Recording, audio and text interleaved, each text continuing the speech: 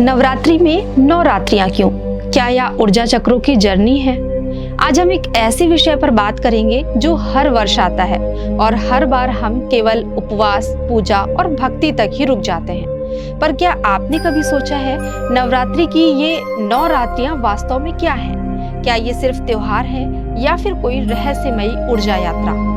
नवरात्रि यानी 9 रात्रियां। इन 9 दिनों में माँ दुर्गा के 9 रूपों की आराधना की जाती है। शैलपुत्री से लेकर सिद्धिदात्री तक हर दिन एक नया रूप, एक नई शक्ति, एक नया संदेश।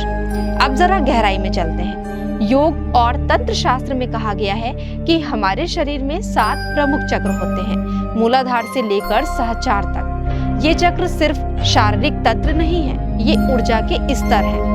नवरात्रि के 9 दिन इन चक्रों को जागृत करने की साधना भी माने गए हैं। पहले 3 दिन तमोगुण की आराधना, यह मूलाधार, स्वादिष्ठान और मणिपुर चक्रों से जुड़ा होता है। यहाँ साधक अपनी नकारात्मकता, भय और अशुद्धियों को दूर करता है।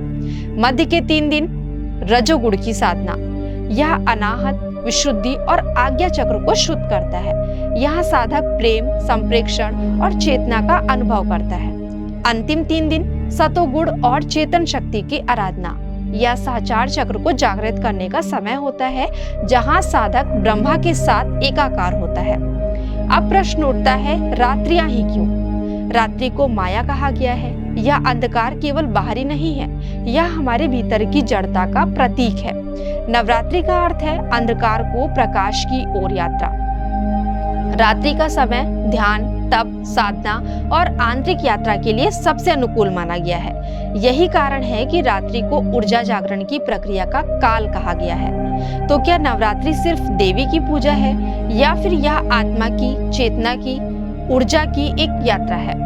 सच्चाई यह है कि नवरात्रि हमें शरीर, मन और आत्मा को संतुलित करने का अवसर देती है।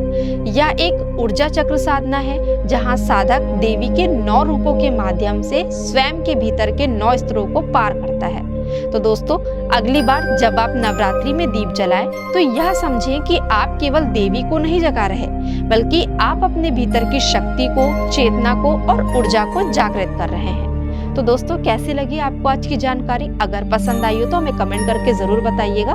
मिलते अपने नेक्स्ट एपिसोड में ऐसे ही कुछ रोचक व अद्भुत विषय के साथ। तब तक के लिए मैं आप सभी से आज्ञा चाहती हूँ। धन्यवाद।